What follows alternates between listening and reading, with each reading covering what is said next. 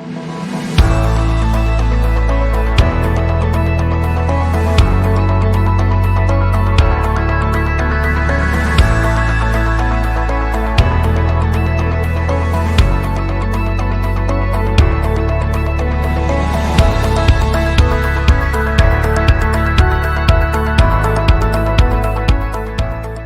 for this e-talk show besides being the managing director at Alchemist. My pleasure, and you're a very persuasive person, Manish. Manish, there are a lot of advantages of coming onto your show. My nickname is Mickey. Mickey से कुछ करना है और वो नहीं मान रहा है, the only person कुछ सुनेगा किसी की तो वो उनकी mummy. Honestly, the biggest competition to Niranjan Hiranandani is Niranjan Hiranandani of today. यारा तेरी यारी को मैंने तो खुदा माना. Hello. I can go on record that I love more jewelry than my wife does. Manish, you don't even have to ask such stupid questions. क्या बात कर रहा है? The wife is always right. I just wrote my name on the answer paper, wrote the question itself as in the answer paper and gave it back. रंग का brush कहाँ से लेना, स्क्रू कहाँ से लेना, पेंट के कौन एजेंट्स थे, वो सब वॉकिंग करके सब my father had taught me at that. There's some superpower up there which I'm just fooling around with. Why don't I just surrender? And when I said surrender, I just surrendered completely and totally, Manish. Being first myth that we need to burst is being spiritual is going away. Thanks a lot for bringing so many of my friends and family and my wife speak about me.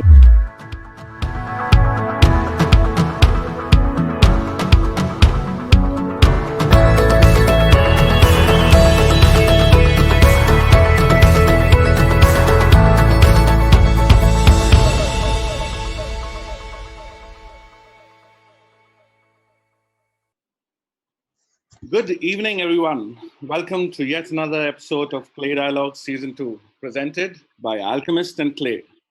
The host of this dialogue is none other than one of the most coveted names in the marketing industry, Mr. Manish Porwal, who was nominated amongst the top 10 names in the media by Economic Times, and who also happens to be our boss.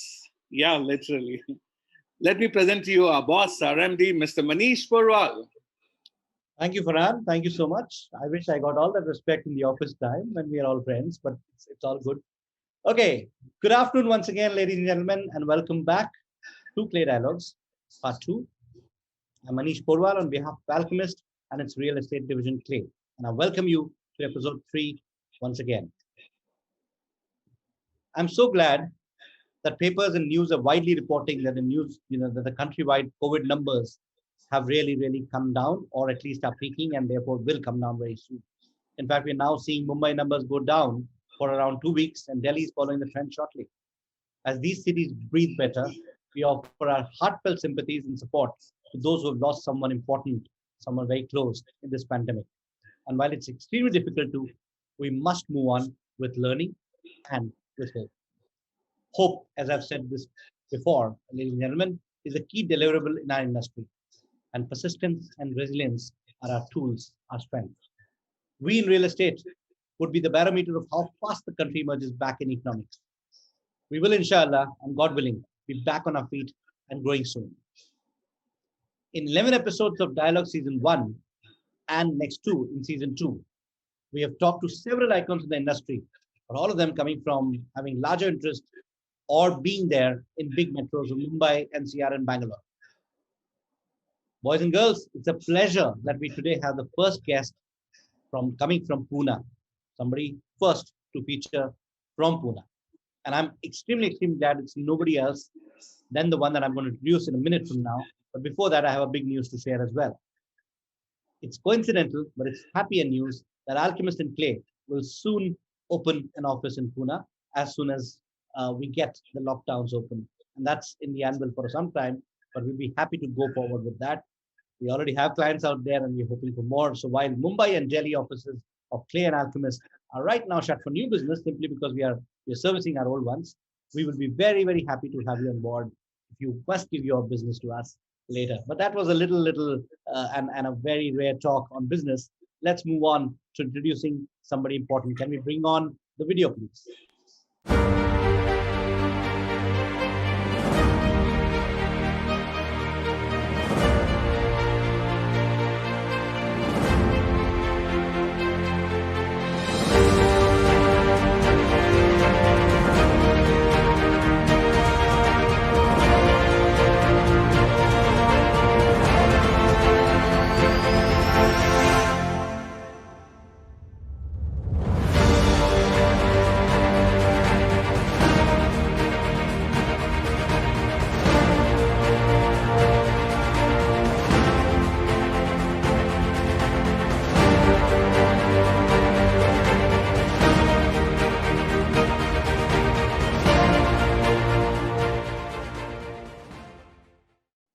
Ladies and gentlemen, please welcome the first ever real estate tycoon that we have on the show, and the third generation, if I may call him that, Mr. Rohit Gera, Managing Director of Gera Developments, the man who's taking forward a legacy and actually building one of his own.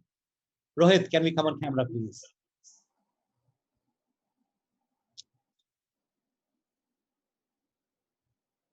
Could you hear me, Rohit? Yes, yes, I can. Fantastic. I think you're putting on your second camera as well on. Oops.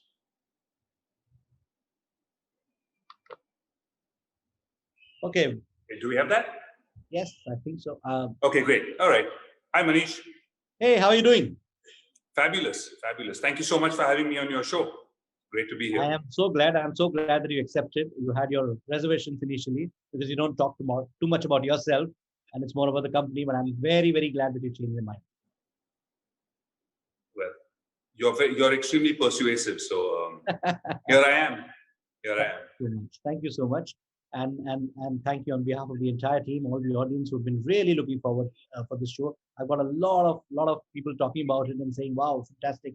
Finally, you're coming to Pune," and that's very good.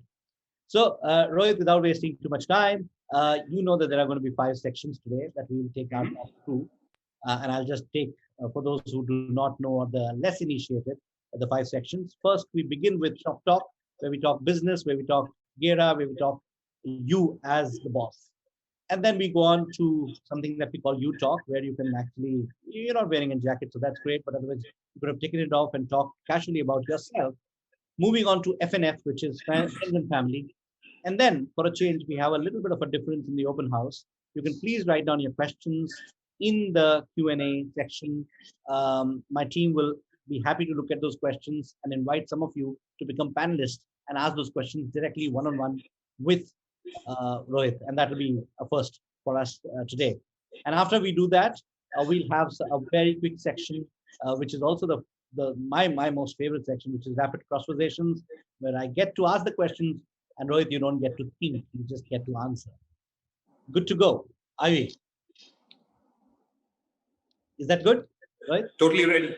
Fantastic. And Rohit, while we do that, we'll be joined live and recorded by some of the people who have touched your life in different aspects, and it'll be interesting to hear some of them as well. Some you may not know also. It'll be interesting in that sense. Okay, let's begin, Rohit, with the first question. Slightly grim, slightly straightforward, and tell me the truthful answer. Don't tell me a corporate answer to this, please. Tough times, challenging times, or good times at Gera. What is it? Right now, these are. I always say we are bear market developers. We actually do the best when things are difficult. Right. We are extremely optimistic about the future. Our fiscal discipline and being conservative over the years is currently paying off. And therefore, we are looking forward with a great deal of optimism. My board last year approved the largest ever land acquisition plan for us. So clearly, we are brimming with confidence, optimism. And it all comes from the kind of support that we get from our customer base for all our products. So we're just rearing to go now. But are the revenues growing? Are they degrowing? Are they kind of going in an area where probably you just need to change the sale a bit here and there? Or where is Not at all. Our current unfortunate situation is the fact that we have no inventory to sell. Okay. We're completely sold out. Wow. We're waiting for approvals on a number of projects. And we should, as soon as we get those approvals over the course of these next few months, bring out about 4,500 units into the market over the course of the next 4 to 6 months. Land is acquired, plans are done. We're just waiting on approvals to actually get going. Fantastic. Wonderful. And that brings me to the second question in that sense. A lot of other Mumbai players have entered the Pune market, right? And they've entered at different points in time. What do you think they've not been able to largely crack about your market, or what is it different about Pune, which is what you've not seen about other markets? We're very, very keen to know. I think that's I honestly, I don't know. I think there's some of them who've come and they've been successful. Right. Pune is an extremely price sensitive market, and I think finally the customers in Pune are also looking at reputation, track record, and credibility. And therefore, there is a sense of a need for them to to recognize the brand and having seen delivery. Mm-hmm. So I think those are some of the things, and actually those are things which are pretty much everywhere for consumers. And I know that many developers, at one stage you'll recall that Pan India was like the buzzword, right? Yeah. And Pan India then didn't end up working out for most developers, and everybody kind of retracted to their areas of functioning. And this is true of real estate across the world. So I don't think it's anything to do with Mumbai developers coming to Pune. I think it's just about knowing that market, knowing the customer, knowing the local rules, because the development control rules are different in every single city. So I think every single market is like you could be in a different state or you could be in a different country, even though you're in Mumbai and Pune. So I think it's probably just that. So let's dig deeper. So let's say that every city is different. How would you define Pune as a real estate market? How many markets are there? How many micro markets are there in Pune, you would say? And how do they? So I think Pune is different from the point of view that, like I said, it's extremely price sensitive. Right. And one of the very different things about Pune, if you look at, is over the last 12, 15 years, when we've seen major booms and steep busts in so many other markets, Pune hasn't seen like the crazy price rise and then followed by the steep drop. Right. So to that extent, I think, and I personally like to believe that some amount of the research that we produce and we share with the entire industry has helped in eliminating the volatility a little bit, because there's real estate, there's really not that much data which is visible. Correct. For consumption, neither by the consumer nor by developers. So we put out our report, and I think that developers do go through it, and that's helped to eliminate the volatility in the Pune market. So I think that's one very strong sort of differentiator as far as Pune is concerned. Over the last 4 or 5 years, we've seen prices gradually sort of come down, but we haven't seen any kind of steep drops. We haven't seen any kind of, and sharp rises either, except for in 2004 to 7, where the whole country was seeing the boom. In terms of your other question, in terms of micro market, I think that there's about, so geographically, and we've done, our research kind of follows 6 sort of zones. Right. So, the North Pune portion, which is the Pimpri-Chinchwad area, then what we call, then you've got the northeast part of Pune, which is Kalyani Nagar, Kharadi, going up to about Hadapsar. Then you go further down to South Pune. Right. You have the west and you have the city center, right? Where the prices, of course, the supply is very limited. The number of projects coming out are very few. And the prices, of course, are much higher. So I think generally, I would think that there's about 5 or 7 sort of markets as far as Pune is concerned. Fantastic. I think I'll take up some more on that particular question, but I want to move on quickly to something else. Sure. You're a third generation leader, right? Does the first generation philosophy still influence your decision making? Does it come in the way? Does it add somewhere? Some instance where past was in direct conflict with what you now do in the present? I'm sorry, can you just say the question again? Yeah, I'll say it again. I said you're a third generation entrepreneur. Yeah. Now, I'm sure there's great respect for what your forefathers have done, what your father has done, etc. Does it sometimes come in direct conflict with what you want to do, or you get a little wary of, oh, do I change this or do I not change this? Does it happen very often? I don't think it happens at all. Okay. I view my job as continuing legacy that has been handed over to me. Mm-hmm. I view my role as therefore handing forward to the next generation the business, the financially, reputationally, on a compliance basis, on a customer-based basis, stronger than what was handed over to me. Right. So effectively, what I'm doing is I'm just building on what my dad did, before me, and what my grandfather did with my dad when they were doing real estate development together.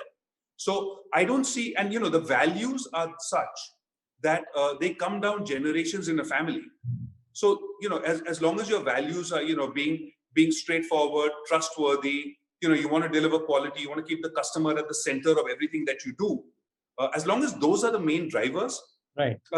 There's no major sort of difference in the big picture level. Certainly, there's going to be a difference in the way, let's say, I might approach solving a problem versus what either my dad or my grandfather may have approached to solve the problem. But the circumstances and situations are very different today.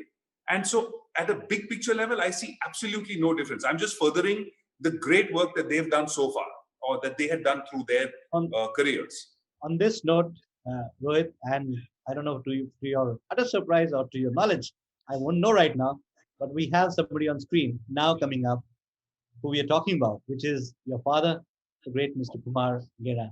Welcome, sir. Welcome on the show. Thank you so much for having agreed on this short notice to come and bat for your son. Thanks, Manish. Thanks for having me on. It's a pleasure to be on this show. Thank you so much, sir. And my question to both of you, and be in tandem, but I just wanted to know, Rohit, if I was to ask you, what's the biggest learning that you've taken from your then or current boss, the way you look at it, whichever way you look at it, that you're implementing, which is genuinely a learning we can learn as well from? I think if there's so many, but I think the single biggest one is ethics and integrity. Right. You have to be upright. You have to follow an ethical path. Okay. You have to be transparent. You have to be honest in your endeavor, and you have to be honest to all your stakeholders. I think that's the biggest sort of learning, and I can't tell you how well that works when you actually do that. It's difficult sometimes, but when you do it, it's just amazing. Fantastic. So I get the ethics part. And while there is a Gera versus Gera, or Gera and Gera, let's put it like that, Kumar Saab, my first question to you is actually the reverse of this question. A lot of sons are asked this question, what they gathered from their father. My question to you is completely opposite. You've now seen Rohit in action for at least 10 years as a leader, and even more. What do you think have you gathered from him, or gained from him, or learned from him? Is there anything? Oh yes, plenty. We would love to know. Sorry? We would love to know. Oh yeah, there's a lot. Not only me, but I think our whole family. We've learned something which doesn't come out in these topics, is the topic of generosity. When you have a family business, and to keep the family together, right? Because family business is not easy to manage, with different aspirations, differences between family members who love one another. But he has inculcated in us the topic of generosity. And it was not something that either my siblings or my father or I had discussed till Rohit brought this up. Right. So that has been truly a great learning. Plus, I've learned a lot of things in the manner in which his work ethic is, and the way he goes about his work. Now, I don't want to, sound like a flattering father, but truly, there's so much to see and watch. Having said that, I think the important thing is, because you have I presume many young people listening and wanting to be maybe like him. Right. You don't get to the top of a mountain by going out for a walk one day and strolling around, and then suddenly you find yourself on the top. Doesn't happen that way. And I think he realizes very well that if you've got to make it to the top of any pinnacle, it requires a lot of planning, hard work, study, knowledge, research, and sincerity, all those things. So he works for that. It just doesn't happen through one quality or doing something here and something there. So the second part I get completely, and I understand where you're coming from, and that's probably common to anybody who's reached the top, and as you're saying. Very the first part, and I'm very intrigued with this one, because we Indians, in particular corporate houses, the Indian family corporate houses, are not known to be gracious. Now, I don't know what you exactly mean by that, but it'll help if you can support it with some thoughts, some anecdotes, where we learn from Rohit graciousness. Manish, I really didn't say graciousness. Graciousness is a little different from generosity. Generosity, sorry, my mistake. I'm talking about being big-hearted, not sweating about the small stuff. Yes. Little things here and little things there should not bother one, whether it's 50,000 or a lakh or 2 lakhs or something like that. I mean, it's a very nice approach in family. It's a very nice teaching to one another when you have that spirit. So that is the generosity I'm talking about, where whether it's a father, a brother, a mother, a sister, or whoever, and somebody has spent something you shouldn't have spent, you can get worked up about it, you can discuss it, you can question it, but it's how you take it. And I think this is what he has inculcated in all of us. Fantastic. That be generous, don't sweat the small stuff. It's not worth it. It's not going to make a difference to anybody. Okay, fantastic. So, sir, carrying on from there. So you had 3 children who could have taken on from where you were, and so on and so forth, right? Now Rohit was either chosen or he chose himself, whichever way. How was that process? Did it ever come to you that maybe none of my children should take over, somebody else should take over, or how did that thing go? I know it's a difficult question, and it's a no, it's not. It's not at all a difficult question. It's a very transparent, straightforward, valid question that you're raising. Okay. I was very fortunate. I had 2 sons, both competent.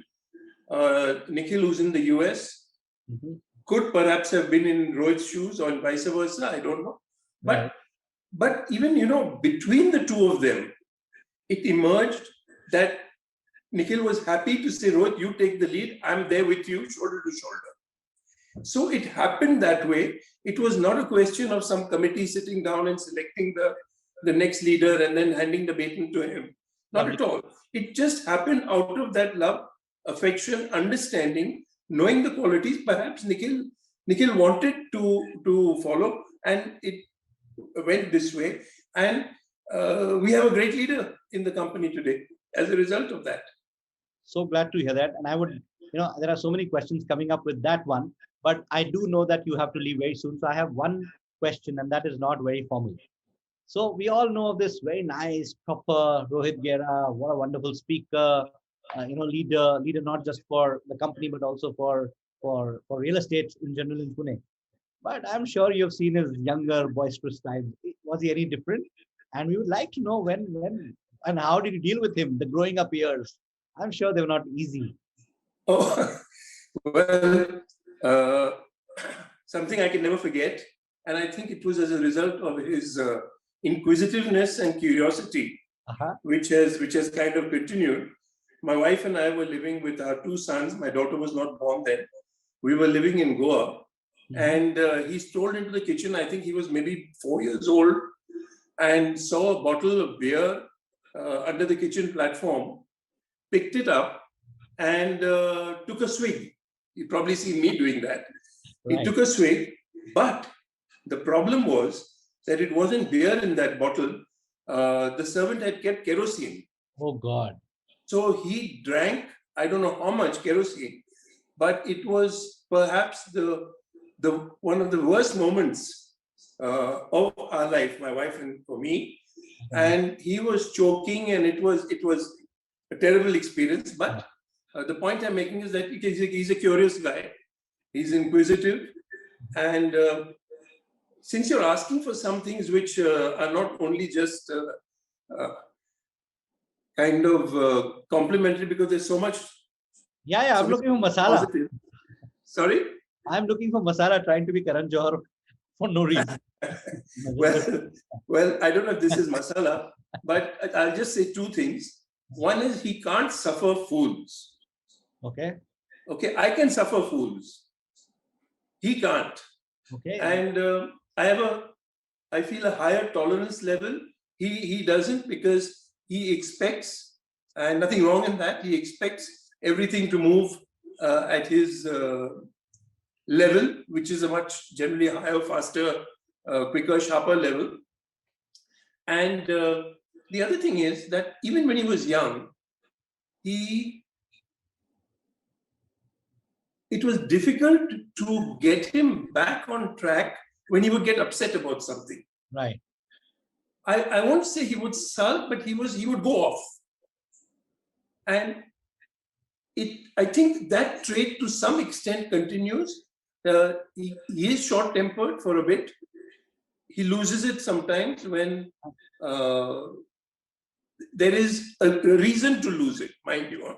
He doesn't lose it for no reason at all. I understand. Yes. But these are the traits, you know, everybody has the quirks, the little ups and downs, and you have to know how to be able to keep things going smoothly under all circumstances, as I'm sure his team does now.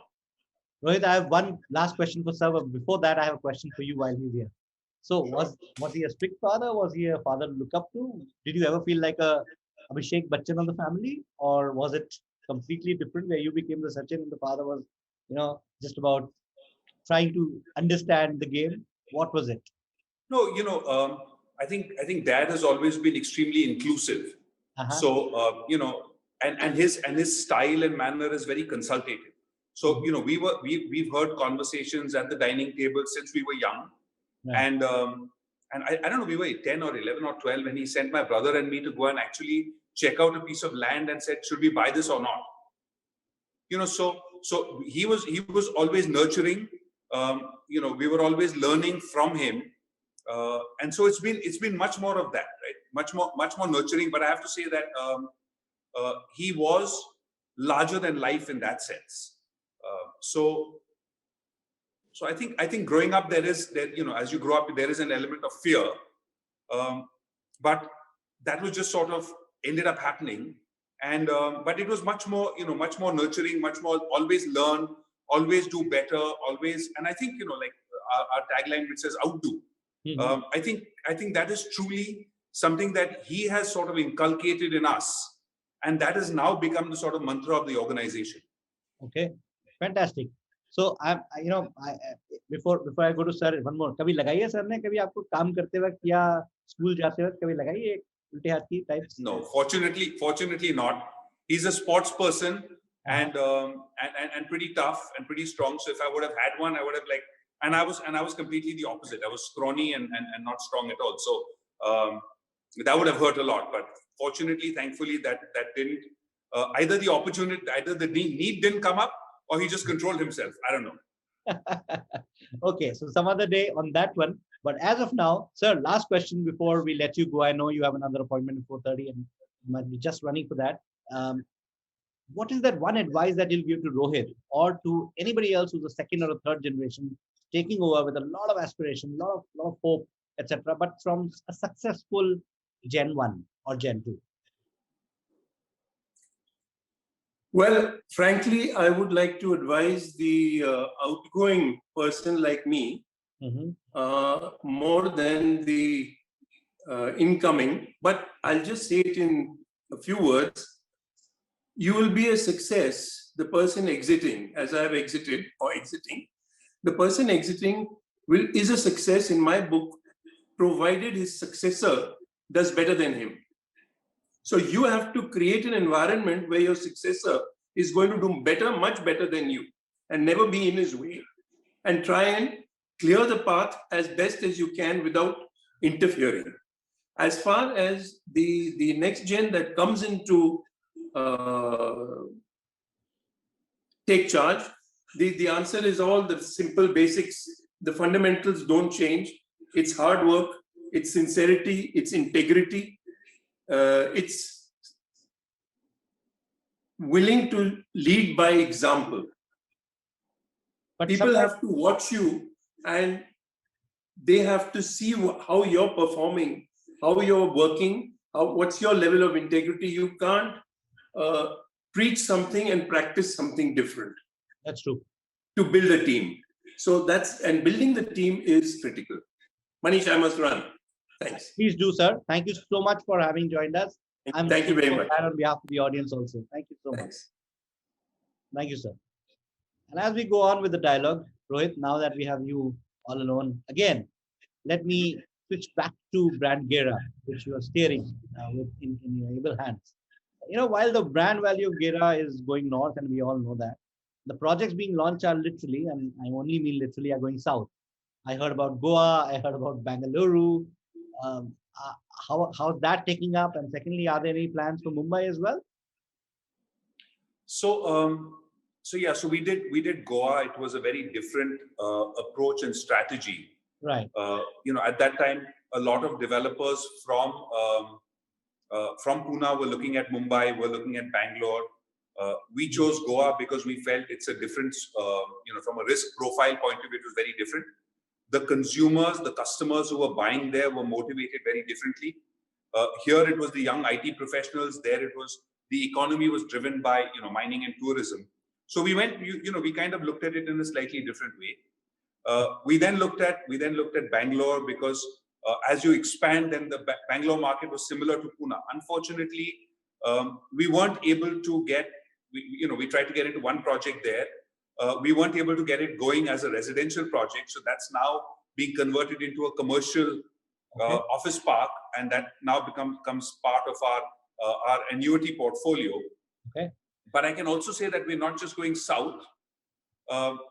We're also going west, all the way as far as California, where my brother now looks after some of the projects, which are sort of under our overall umbrella. In fact, that was my next question. Any which way, you have an operation in California, US. So, do you see that market extremely different? Is that kind of you yourself said that it's a micro market thing, real estate. Yes. How does it work in US? How do you coordinate? Are there any economies of scale? How does it work? So, there's really not that much in terms of economies of scale, which is the last question first.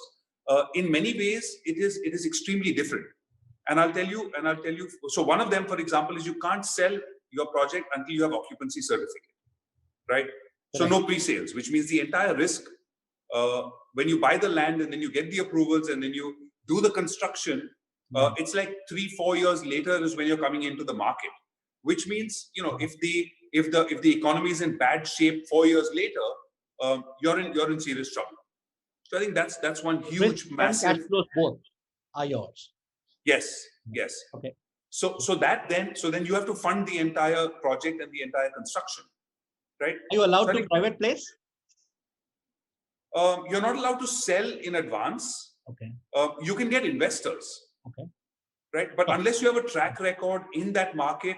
Why will somebody invest with you? No, understandable. As you do a few projects, you can then start. You've got proof, and then people will be happy to invest. But otherwise, there's you can't sell the apartments per se till you have occupancy certificate. So I think that's one massive sort of difference. The approval process takes a long and inordinate amount of time as well. Mm-hmm. But even though that process takes time, it's amazing how proactive the authorities actually are. And we had a case in a property that we were buying where one of the approval steps had been missed out by the people who we had bought the land from. Okay, we went back to the town planners and they said, okay, this is missed out. Seems like a mistake done by our people. We need to do those ground tests. Let's go ahead and do it. I think it'll probably delay your project by 3 days at the minimum. Right. If we have a problem, maximum 10 days, and it'll probably cost you 75,000 to take the remedial steps in case there is a problem. Okay. They took charge. They got onto conference calls and stepped in to resolve the issues. Okay. In India, that's unheard of. In India, you would have one government guy saying, "Not my problem. ये हमने नहीं किया. आप हमारे boss के पास जाइए, उनके boss के पास जाइए because somebody else made a mistake before me."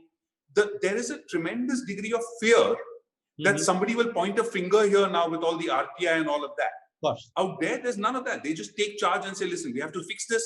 Let's fix it. Having said that, the cost of construction in San Francisco is about $600 a foot, which is about 45,000 rupees a square foot. Right. Right. As compared to what we do here is, 3,000 bucks a square foot. Correct. So very different. In terms of customer litigation, extremely high. US is, as you're probably aware, a highly litigious society. Yeah. So, you do a large development, you can expect that at the end of the defect liability period of 7 and 10 years, you will have a lawsuit which you have to defend. So, you have to look at the insurance clauses with your contractors very differently. So it is in that sense, in many ways, it's very, very different. Actually, it's interesting because a lot of Indian developers have some interest in the Gulf, but very few have an interest in US, and that must be a tremendous amount of learning for you as well. I'll tell you one really interesting that happened with one of our projects. So we went in, we submitted the plans, and as it went through the process, they asked and said, okay, where is your signage going to be on the building? What is the font and what is the size of the font? Right. Okay. What are the plants that you're going to plant in the areas around the building? Lovely. Right. Now the amazing thing, and I just said, this is fabulous. Because if I could take these kind of decisions at the beginning of every project that we have to do in India, right? Then once we've taken those decisions, nobody has to come back to me for anything further. Absolutely. Right? It's purely just go implement. So as a learning, we started imbibing things from there as well in terms of best practices. So there is a great learning opportunity through that as well. I get that. And moving on to something, which is unique to you, I do know that Gera comes up with these unique, what could be called mantras in that sense, or absolute innovation in service, not just in product. One of them, the whole thing that you keep talking about, and I think that's also a mantra that you benefit from, is called child-centric homes. Yes. Our child-centric home, now that with post-COVID world, is it going to be even more important for people? So child-centric homes really offers families amongst the other things that we offer, right? In the space of development of the children, we offer world-class coaching facilities at the doorstep, right? And the product has been a phenomenal success. So many young families today want to give their kids opportunities which they never had. So whether it's access to great tennis and great singing classes and dance classes and cricket and all of that. So we decided that child-centric homes will cater to this young, highly aspirational Indian family to give their kids these kind of amazing opportunities. And it's worked amazingly well. We started with the first one. Actually, there's another story around child-centric, and we are now working on child-centric 2.0, where child-centric 1.0 worked as a marketing tool, but it failed as an overall product. The original child-centric developments worked as a marketing tool, but didn't work as the product as we had envisaged them to turn out. So we learned from that, and then we now have child-centric 2.0, which is doing exceedingly well. We launched a project in November 2019, about 4 months before the pandemic. We launched about 1,000 apartments, and this is at a time when people were saying, "Oh, people are only going to buy ready possession. Under construction is no longer the flavor of interest for home buyers." We sold about 700 or 800 homes in the first quarter, and within a year we had sold out 1,000 of the 1,050, and that last 250 actually sold through this entire COVID period. So people really appreciate the concept.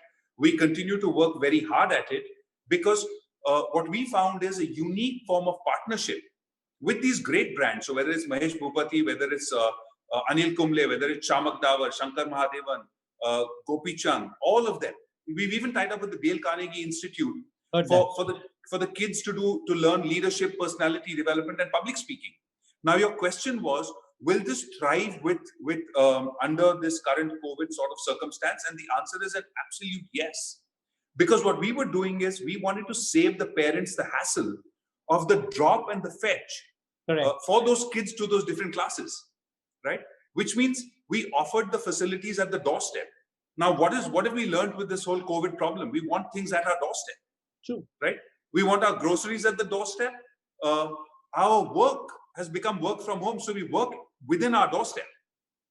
So therefore, to have all these facilities within the development to give your kids the best of these opportunities to learn and be the best that they can be, I do believe that that COVID will certainly increase the desire amongst people to have a child-centric development. And here's the other thing: while we call them child-centric developments, we have so many parents and so many of the owners themselves who are coming out and learning tennis under under Mahesh's academy. There's so many of them learning to sing under Shankar Mahadevan's academy. So while we call it child-centric, it's also bringing out giving people the opportunity to do things that they've always wanted to do.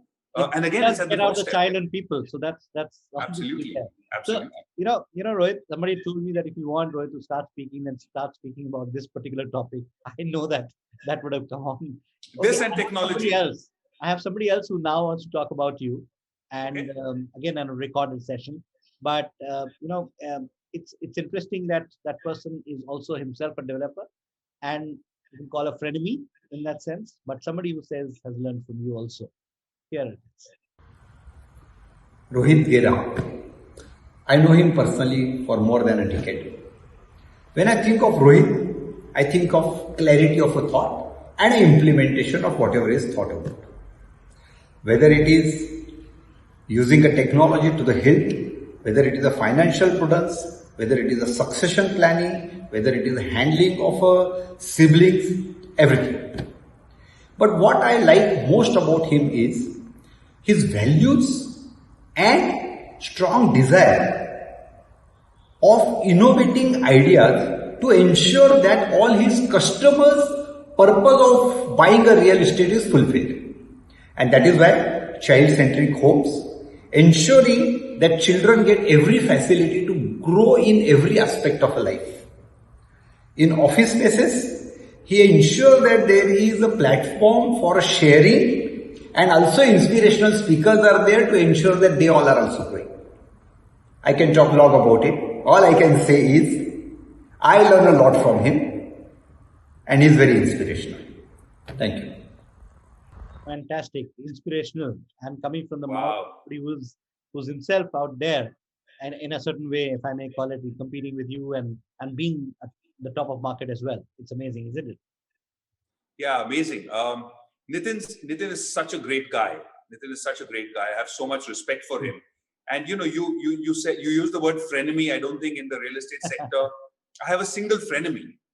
I have friends, and that's one of the very unique things about Pune.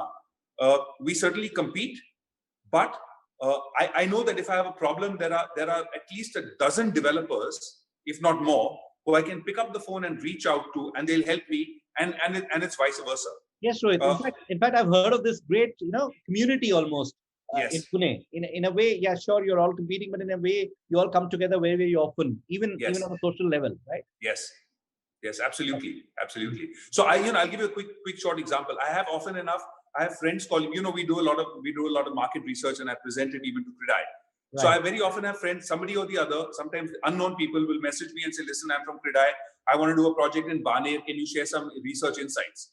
We've now taken it to a level where I'll just forward the message to my team, and they'll send me back a report. I wouldn't even look at it, and I'll just forward it. Because if you do business from knowledge and from data, you make less mistakes, and less people making mistakes is really good for the real estate sector and for the industry. So sharing is great. We all we all have our own unique ideas. We have our unique strengths. And if somebody can take my idea and implement it better than me, well, shame on me. So I'm happy to share. And that's how I look at it. Actually, ideas belong to people who execute it, we always say. And I think that's something that you're saying as well. So, you know what, Rohit, this is the first time I've crossed so much time talking in the first section itself, probably because we also wanted to know Pune, etc., etc. So we're going to move on quickly, and we're going to merge two sections between You Talk and Friends and Family very, very soon. And I'm going to take that question which I left last, the child-centric homes. Now a lot of celebrities were brought in. And if you're talking about you, let's talk about this. Is there a lot of, celeb eye that you have, and that's why it got in the, the product marketing as well? Did you really like celebrities? No, I think everybody who we tied up with wasn't because I have any sort of view on celebrities. I certainly don't view myself as any form of and you started with saying tycoon. I disagree with the word. So I think that we went for the best in class.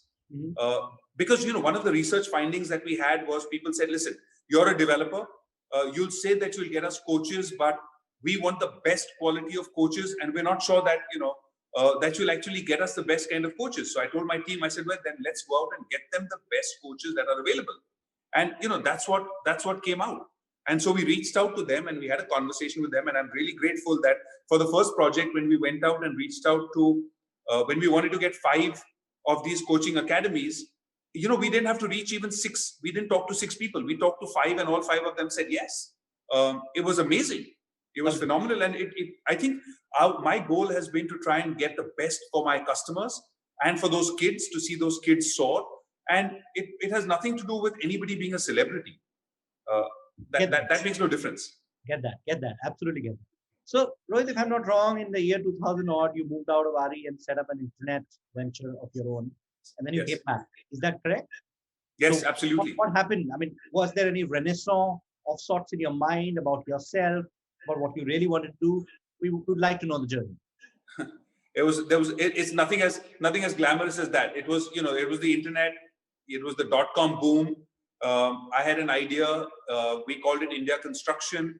Right. We were very fortunate to have the support of Mr. Deepak Parekh and HDFC because they invested with us. Mm-hmm. We grew really rapidly. It was an amazing time, and while we set up branches and offices in 13 cities. I worked with some amazing people. Learned about scaling up a business in a very short period of time. The conventional wisdom, or the wisdom at that time, was if you need, and our business plan said we needed 6 crores in the year 2000. The wisdom at that time was, don't take the whole money. Take half, get going, show that things are working. And in the words of some of the VCs at the time, there'll be a parade of investors to invest at a higher valuation. Sure. So I said, okay, this is great. We listened to the gurus and the pandits. We did that. HDFC invested 3 crores with us. That money was supposed to run out within 6 months. I actually stretched it for more than 26 or 27 months. But we reached the 4-month, 5-month, 6-month stage, and we said, let's raise some more money. And just because it's good to have capital in the bank, we had a valuation done. We started with a 25 crore valuation. In 6 months, the valuation went to 250 crores. And I told the guys raising the funds for us, I said, dilute 10%, get us 25 crores, no problem. This was 2002, if I'm not mistaken, end of 2002. Then they came back in about 4 weeks and said, listen, we're not getting a 250 valuation. We can get a 150 valuation. I said, go and do it. We started at 25. It's only been 8 months now. They came back a month later in end of December and said, listen, the bubble is burst and we can't raise any more money. So HDFC then put in a little bit more money. We did some funding from the family and from our own sources, but it was too hard and it didn't work out. And I had to shut it down, which was an extremely hard thing to do, to shut down a business. But I think it's a trial by fire that if you go through, you come out stronger at the end of it. And it wasn't any kind of renaissance. In a way, I came back to the family business. In many ways, maybe with a tail between my legs, I don't know. But but I have to say, the decision for me to go out and do and set up India Construction was taken not just by me; it was by the family. The shareholding in that, apart from HDFC, was not just mine; it was the family's. So really, I've always believed that the family will depute you into doing something, and then you can come back and. But I think that the value of those 2 years was more than kind of learning it from an MBA, and that has served me in really good stead going forward. So I think in hindsight, it was a really great opportunity, and I learned a lot. Okay, so Rohit, I'm moving gears a bit here because we have very few minutes left, and I need to introduce somebody else also in this conversation. But before that, I've heard you're a workaholic. First of all, yes or no? Yes, absolutely. Okay. So if you're a workaholic, what else engages you or nothing else engages you? Where is it? Is there something else to talk about when we talk about Rohit Gera beyond his suit and beyond his office? No, I think I certainly enjoy a night out, right? To meet with friends. I like to travel. Okay. I think today we are afforded the luxury of travel, especially since we can be at work even if we're on vacation and you're reachable and you can keep things going. Correct. So I think so that certainly is of interest, and I enjoy that. I like Indian art, contemporary art, modern art. I thoroughly enjoy that. So those are things which I enjoy doing. I spend time staying fit, working out, doing some yoga, just the usual. You do come from a family which has done both the left brain stuff and the right brain stuff. Your mother, she's a journalist, if I'm not wrong. Your sister is done a movie, right? Yes. If I'm not wrong. Yes. And of course, the business part. So does it confuse you sometime, or are you very good at play when it comes to the right and left together? No, I think I can do both. In fact, my team will tell you if they're coming to me to discuss a master plan or to discuss the concept design for a project, even if it's a 1.5 hour time slot book, they know it's going to run over, right? So I thoroughly enjoy the creative side of things. Increasingly, I think my job will no longer allow me to spend as much time on that as I would like to. But so I kind of get my kick now through art, and some amount of it then through the master planning and the design stuff that we actually do. So Rohit, if today, today onwards, the day was not 24 hours, it became 25. What will that extra hour go in? Theoretical question, but interesting nevertheless. Yeah, I think I'd like to add an hour to just try and chill. But I don't think it'll happen. If you ask me, I'd love to get a massage every alternate day. So 3 days a week, that hour will go for a massage. 3 days a week may go for a run or something like that. Maybe some reading, which I've neglected for a long time. So there's a host of things. There's a whole lot of things which one can do in the extra hour. But unfortunately, we don't have that. We didn't know that you're somebody who likes massages, but then we'll keep that in mind. If at all we have to get your attention, maybe that's the time. Okay, we do that. Okay, we have one more video coming up from somebody who has worked with you before, doesn't work with you anymore, but has some good things to say and is not in this part of the country. Let's hear the video. Hey Rohit, I hope this is a pleasant surprise. So coming to you all the way from London. When I was asked to do this, I said, oh my God, this is going to be so much fun. So when I joined Gera, and I came from a corporate background, the reason I did so was because of your leadership. It was really inspiring.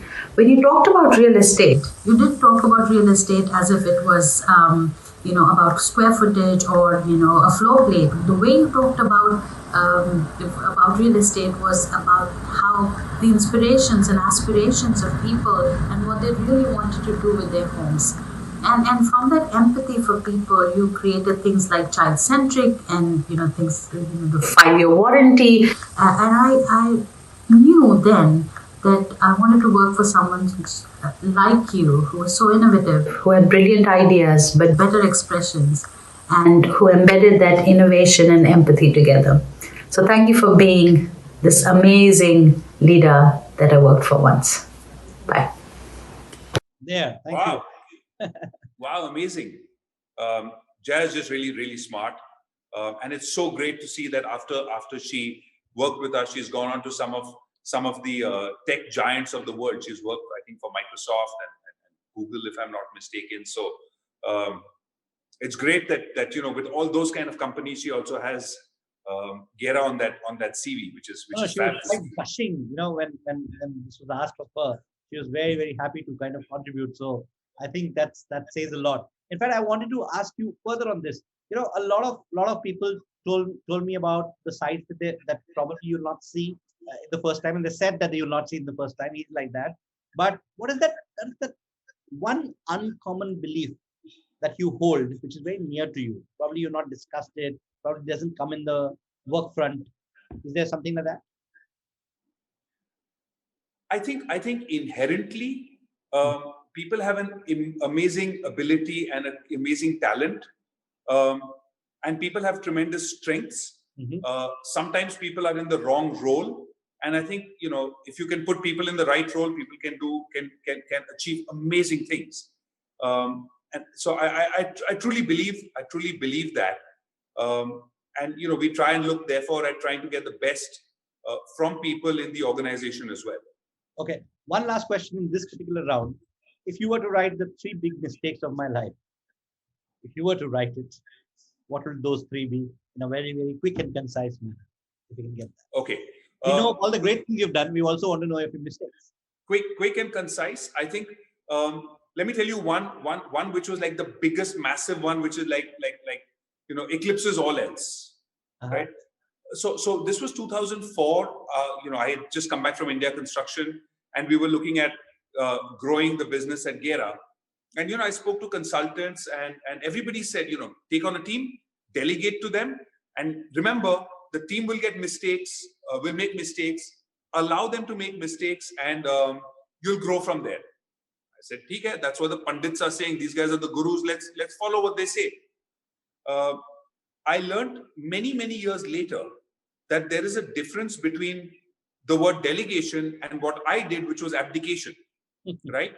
And I abdicated and I left it to people without keeping an eye on things, without going back and looking and doing the reviews, without checking, what they were up to, because I was told, delegate karo, let them do what they have to do. So, I think, and that led to a tremendous, we didn't have processes in place. One guy would leave, the next guy would come, he would do things in his own way. There were no proper records of stuff. Quality suffered. There was theft going on in terms of the procurement side. So there was all of that which happened, and I think it all happened because of I delegated wrongly and I went and abdicated. It took us many years. Delegated, that's one. What else? Are there any other two to report? The only other thing which I would do is, I think I would, if I were to go back and do my journey again, I would have certainly done what my daughter's done, and I would have gotten a job somewhere for a few years, learned something outside before coming back and jumping into the family business. And I'm a big believer that every next generation incumbent must go ahead and work somewhere else. I believe that very strongly. In fact, it's a great advice. I frankly share that advice with a lot of people.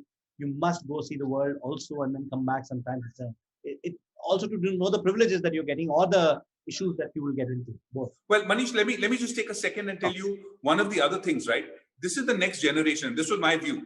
I have an opportunity to send my daughter for her to work in a different business, to learn best practices from some company which is doing things far better than we are.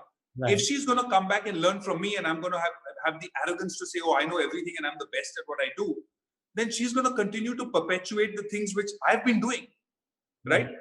But here's an opportunity to send her out literally, or to send your child out as a spy, to go learn best practices and come back and implement them in your business. What a phenomenal opportunity.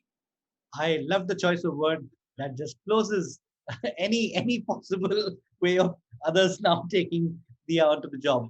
This is a right moment to introduce my next guest within this episode, and that happens to be your daughter, the fourth generation, and I arguably the only fourth generation daughter to enter in the business of real estate. I'm not too sure about this, but I think I am right on that. Hey Dia, welcome. Hi Manish, thanks for having me here. I'm so glad that you're here. I'm really sympathetic, and I must tell the audience that you're just kind of getting out of COVID, and it's not easy. So thank you so much for having agreed to join. I didn't have anything better to do, so don't worry. Yes, joking. And I believe a lot of photographs are in your room, non-traceable, so we couldn't get them. They kept safe. So I hope you're getting better now. Thank you. Fantastic. Wonderful. Okay, Dia, now we've heard some great things about your father, from your father, about your father, and so on and so forth. Can we get to know what he really is from you? See, I'll tell you the advantage. The advantage is you're still locked in the room for the next few days. He'll forget whatever he has to settle the scores on a little later. So go on, speak your mind, speak your heart. Let's hear of Rohit as a father in this section, which is called Friends and Family, any which way. So actually, he introduced this pretty well in the sense of saying, go work somewhere else and learn, etc., and come back with your sense of ideas, right? But this literally happened today. I had an idea about something, and we got into an argument pretty much about it. On phone? Because you wouldn't No. Yeah. Well, I'm now allowed, I'm kind of done, so I can now be in proximity, but from a distance.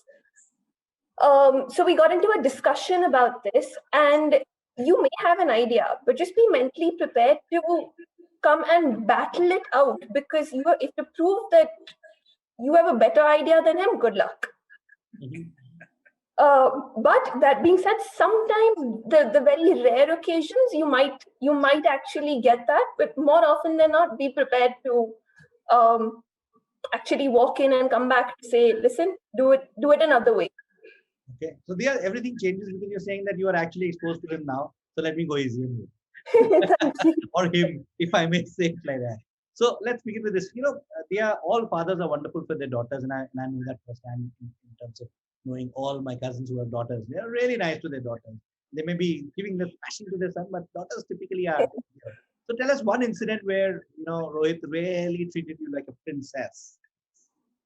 Has there been a moment like this? I mean, the last 2 weeks, pretty much. Anything I have said, asked for, requested, anything. Yesterday, I made him get out of bed at 12 o'clock because I needed something. So anything I've asked for, I've been completely treated like royalty. I'm wondering how I'm going to go back to life after this, Dad. he's counting, he's writing it down. He's a good man. Okay, I guess not. But let's take it the other way around. What's the most irritating thing about him as a father? That he's really, really smart. Oh, come on. You're doing no, this. One sec. I'll tell you why. I'll tell you why. I'll explain this, right? If you walk into a meeting with him, take your calculator. Okay. So the irritating thing is that there's so much more to live up to, and no matter what you do, I personally don't think I'm ever going to be able to live up to it, right? So it's kind of irritating because you're like, okay, listen, I have all these ideas, I want to do all this stuff, but you go in and it's all redone. So I've actually learned, and I'll tell you a trick with him. And I think if anyone in our office is listening, they should actually take this advice on board. Go with something 80% done. When you think it's at 80% of completion, that's when you should go to him. Okay, not before, not after. No, not after. Okay. The reason being, if you go at 100%, you're going to come back down to 80% anyway. But 80%, you'll come down to 70, 75, you won't feel as bad. That's actually irritating, but it works really well. So that's why I said the smartness is probably the irritating thing. Rohit, is ye ilzam aapko kabul hai? Is it that you're a value add in life? If she says it, it's true. Okay.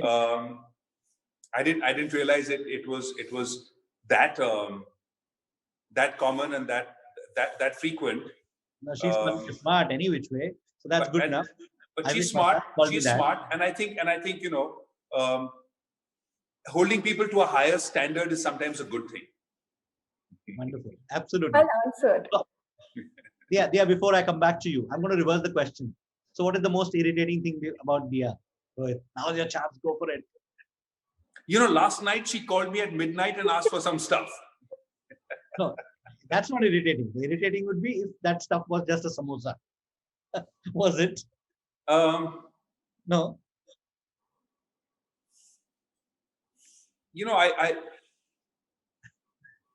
So Dia, look, I tell this to people very openly, right? And I'm not ashamed of it. Dia is the center of my universe, right? And my friends will always tell you, to me, Dia can do, in my eyes, Dia can do no wrong. But if there's one thing which I'm just like, maybe stop, is she's constantly saying sorry and thank you to me for the smallest and the silliest of things, and there's no need to apologize and there's no need to say thank you to me. So that sometimes is a little bit irritating because it's just like, come on, you don't need to say this. But beyond that, Dia can do no wrong in my eyes. So glad, Dia, you're one of the newer generation who knows their sorries and thank yous, which is very rare these days. That's good, and in a way, I think that's a compliment that your dad is giving you. But also, I mean, Dia, coming back to you, asking, is it? I know both will be true, but which one is more of a truth thing? Is it difficult being your father's daughter, or is it easy being your father's daughter, especially at office? That's a really tough one, actually. It's easy in a lot of ways because I'll go with easy because he has my back 100%. It's difficult from the point of view of it's a lot to live up to, but it's easy from the point of view that no matter what I need to do, I know my dad will have my back. And I think that's what makes it easy. So I will go with easy on that one. What are the difficult ones? Sorry? What are the difficult ones? Expectations? No, actually, I think the expectations I put on myself because of his high standard, right? It's not an expectation he puts, but as a child, you automatically put expectations on yourself. Okay. So tell me, is it easy to kind of create your own view in the office, have a talk on that, and then go back to your dad, and your dad says this is trash, this is not really what it is, or does it give you a special preference and not call it trash in front of everybody else? Does that happen?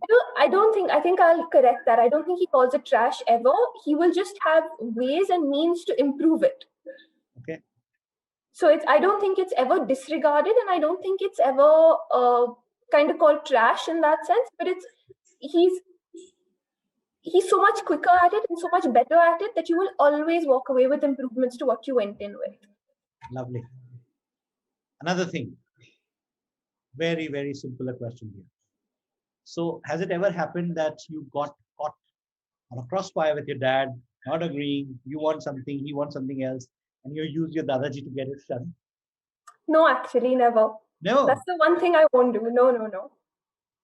Yeah, you're older than you look then. We don't do that.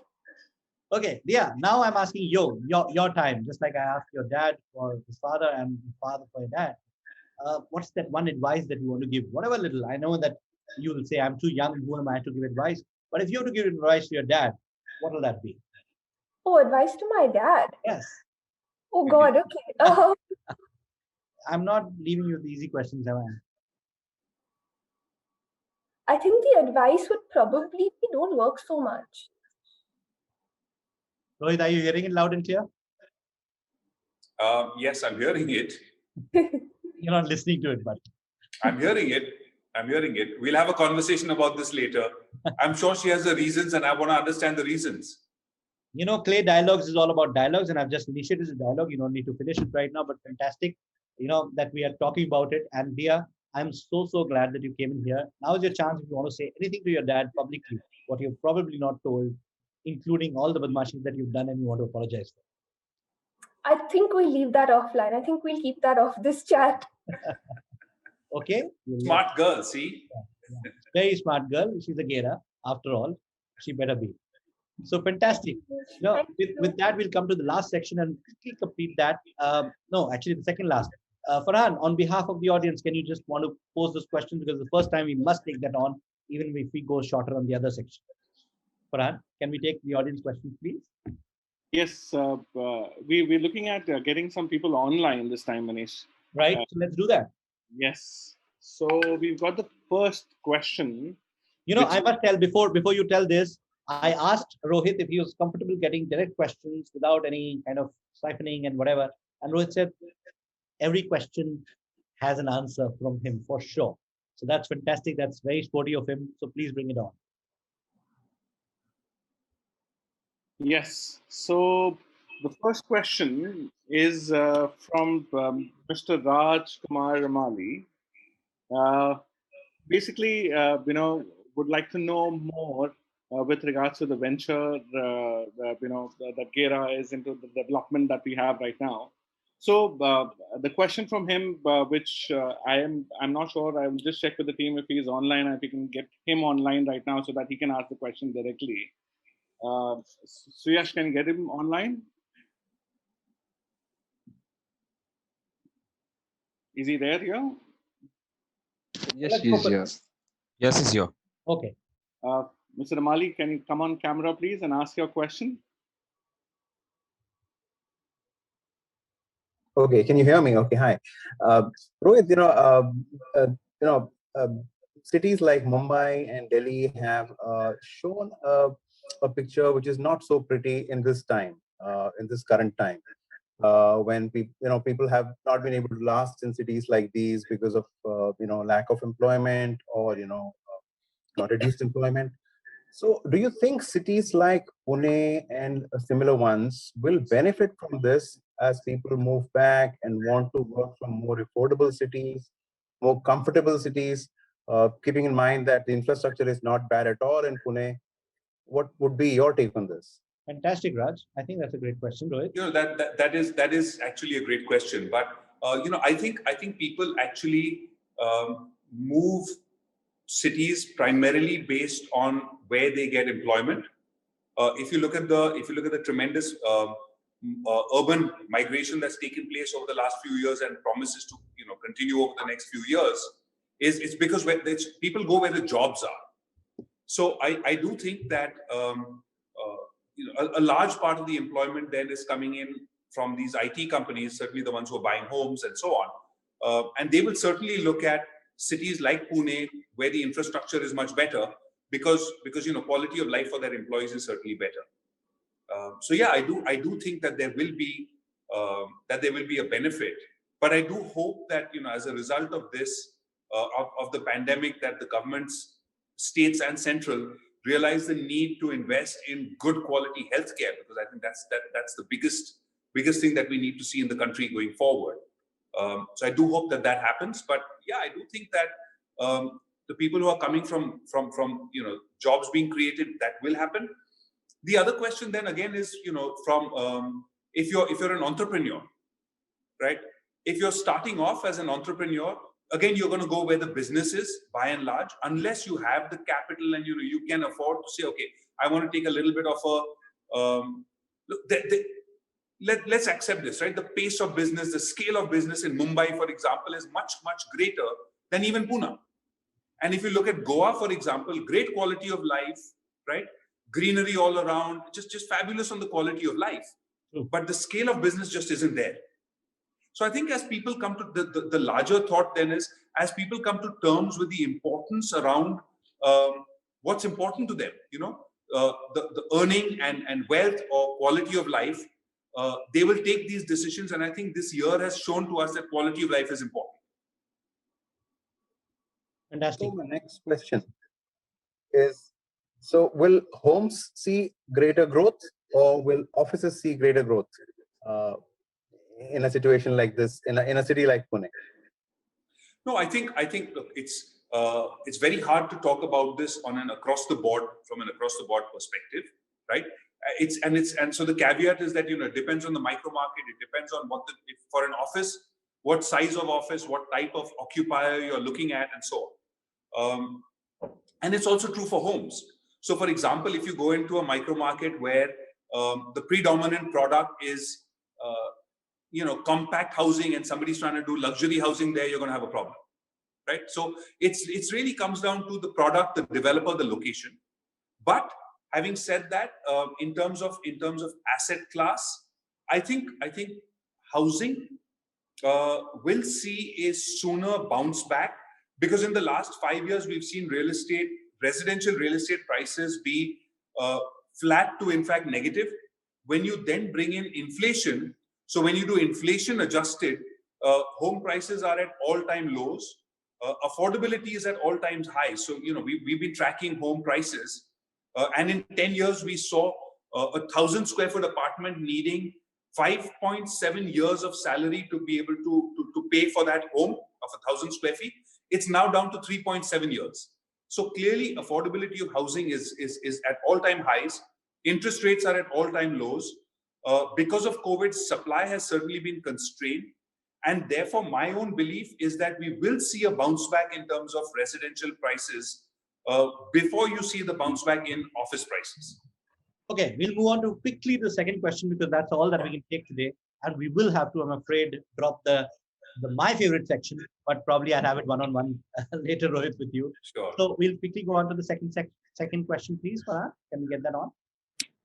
Yes. Thank you so much, Mr. Ramali.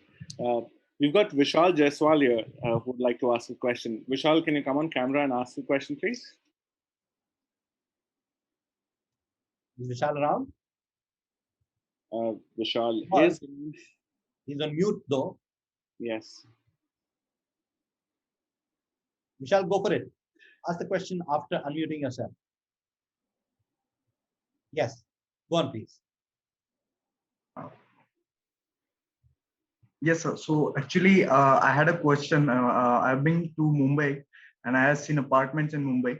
But Pune apartments are known for its big size and spaciousness as compared to Mumbai apartments. But now developers in Pune are also building very compact apartments like Mumbai. So what is causing this change?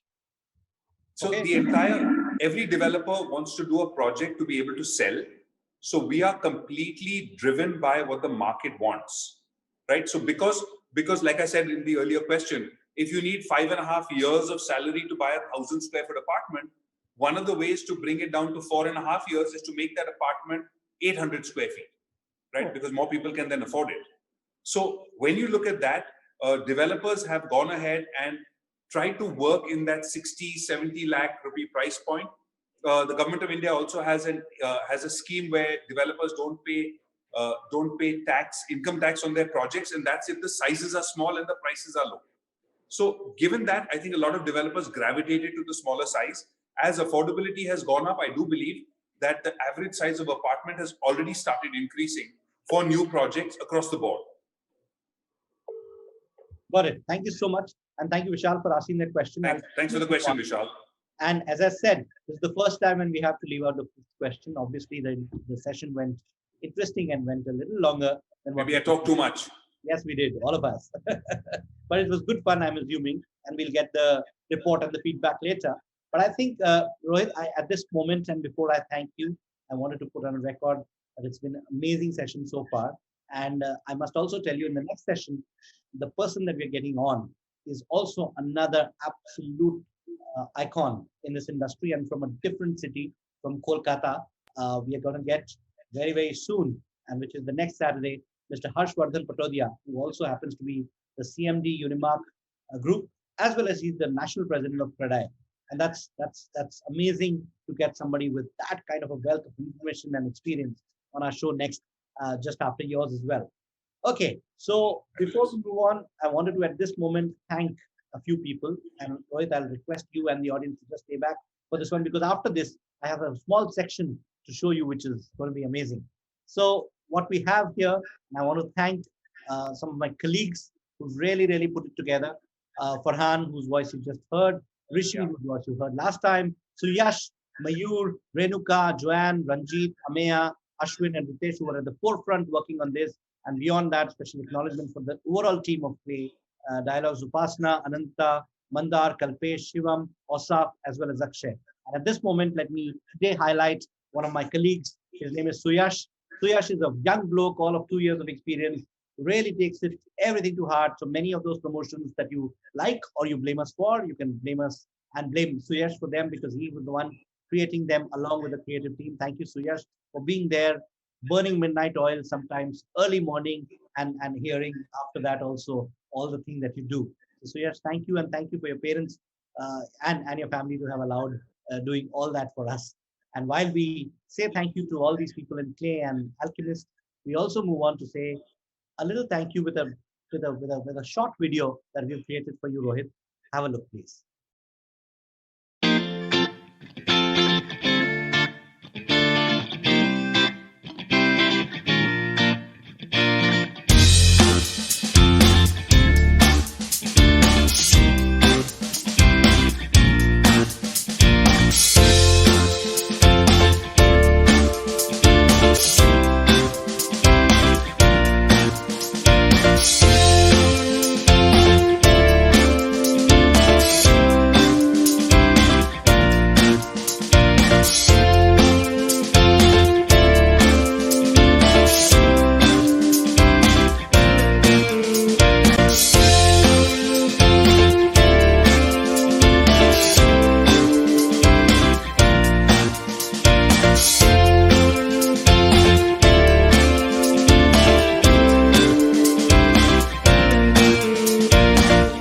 Like the video, right?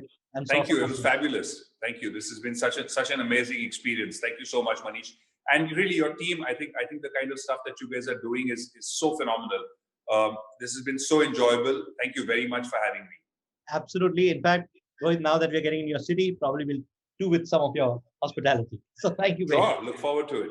Look forward to it as well. Thank you, everybody. See you next week with none other than Vardhan Patodia, the National President of CREDAI. Till then, please take care. Do not step out unless you have to. Please do take care of yourself and your family. Bye-bye. Good night.